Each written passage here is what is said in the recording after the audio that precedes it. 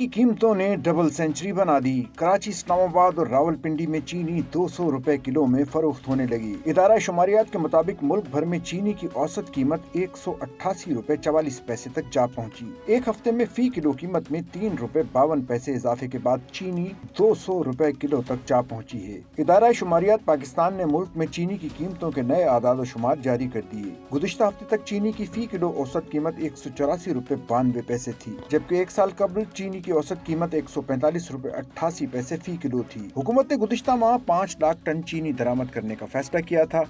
वज़ारत ग़िज़ाई तहफ़्फ़ुज़ का कहना था कि कीमतों में तवाज़ुन बरकरार रखने के लिए चीनी दरामद का फैसला किया गया है। ताहम चीनी की दरामद की मंजूरी के बावजूद ज़ख़ीरा अंदोज़ी के बाइस कीमतों में इजाफे का सिलसिला जारी रहा। हुकूमत ने चीनी की कीमतों में मज़ीद इजाफे और मुमकिना किल्लत के पेश नज़र बड़ा फैसला कर लिया। इक़्तिसादी राब्ता कमेटी के इजलास में 5 लाख टन चीनी दरामद करने की हतमी मंजूरी दे दी गई। शहरियों ने ज़ख़ीरा अंदोज़ों को पकड़ने के बजाय चीनी दरामद करने के हुकूमती फैसले को गैर दानिशमंदाना करार दे दिया। वज़ारत तिजारत के मुताबिक चीनी की दरामद का फैसला अवामी मफाद में उठाया जा रहा है ताकि महंगाई से रिलीफ फराहम किया जा सके। माशी माहिरीन के मुताबिक चीनी की दरामद वक्ती तौर पर कीमतों को काबू में रख सकती है, लेकिन मुस्तकिल हल के लिए मकामी पैदावार में इजाफे और ज़ख़ीरा अंदोज़ी की रोकथाम जरूरी है।